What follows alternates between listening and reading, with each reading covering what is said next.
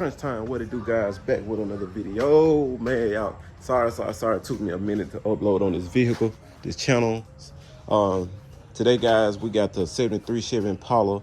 We finally got the LS swap installed. We're gonna do a little walk around real quick so y'all and let y'all know what's going on. I recently just got a tire, so it's a brand new tire. Still got the stick on. This is my 73 been sitting up, guys. I don't know if I brought it to the channel. I think I did. Give y'all a little backstory real quick. So I had a 350 motor in here, right? The 350 motor didn't turn out good. Basically, I've been having lifters and rock arm trouble, been kicking and tapping and stuff. So I drove it like that for a couple months, and then I started sending it to like 3, 4 to 5 different mechanics to try to get them problems solved, guys. And it never got solved. So I was just pissed off. So like I said, it was out of 4 to 5 people. I was pissed off.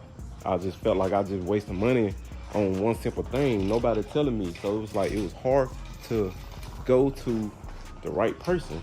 A lot of people on YouTube didn't understand. I was like, bro, look, I literally call people and try to get the people that I know that for sure that know how to work on cars and shops. Didn't know shops really want to take it because they weren't doing work. It's really hard to find a mechanic. And also, there's no really mechanic shops around here. Besides, you got parts stores, AutoZone, but you don't got no mechanics. You got a transmission shop, you got brake alignment, tires, rotate tires, and bushings and control arms. You got that, but you don't have installing a motor, taking a motor out, fixing that type of stuff around here. So anyway, 73. So I decided to put a 5.3 in there. I put the 5.3 in there. Give me 1 second, I'm making a video. I put a 5.3 in it, guys, and I went carbureted because I didn't know the fuel injected type stuff. I went carbureted. So when I went carbureted, I had trouble with the fuel not getting to the pump. I thought about it. I said, well, maybe I need a new fuel pump. Well, I took it off the line. It was getting fuel. So I was like, okay, well, the fuel pump good. Cut on, clicks off. It's getting fuel, but what it was no pressure. It wasn't enough pressure. I didn't know that until I sold everything. So I sold the carburetor, intake, fuel pump.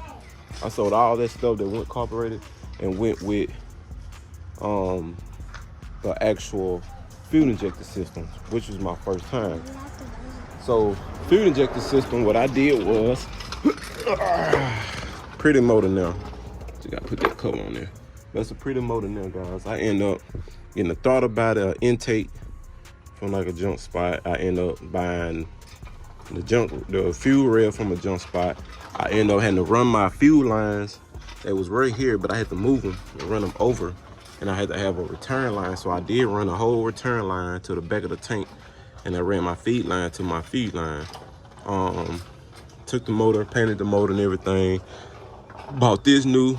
I bought a speed idle control thing new, the belt new, the headers. I bought headers. I put short headers. I had the manifold, but when I cranked it up for the first time with the carburetor, it started smoking a little bit. It was getting real hot on this side. I didn't know what was going on, but it was heating down here, so I just took them off and tried to get some headers. Now that I got headers on there, it's not doing that no more, so everything good.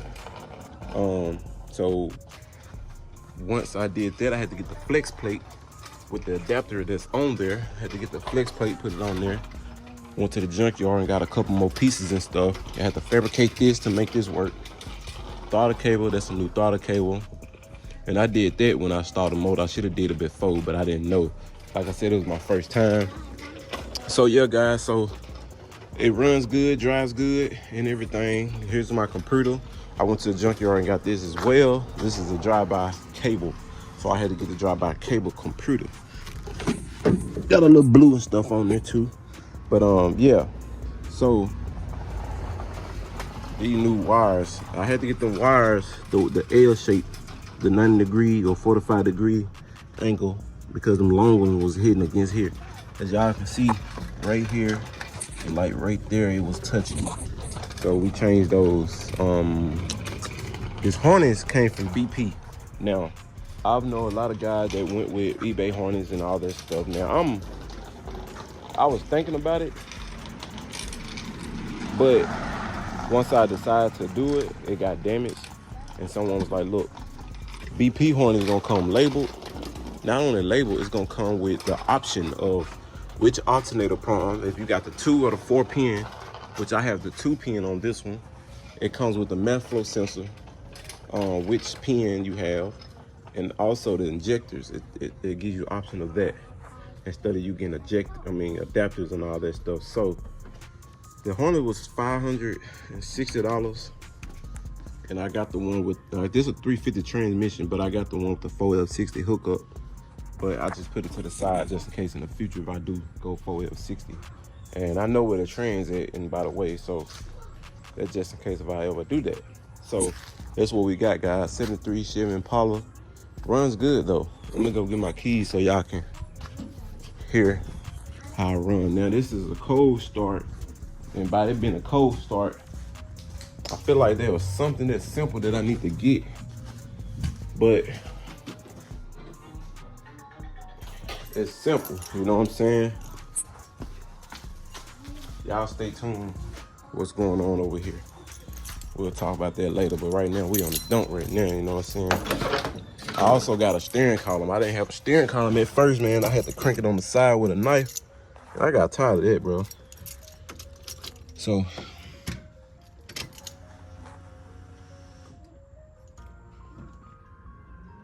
okay.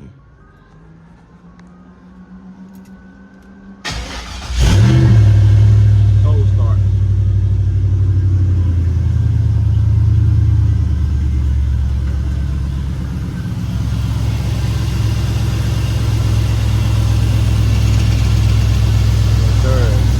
Sounded pretty good.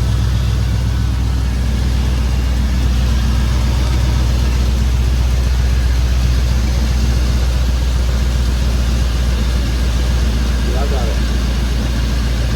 The gas coming right there. I need to tighten that up ASAP. Got a little gas dripping down.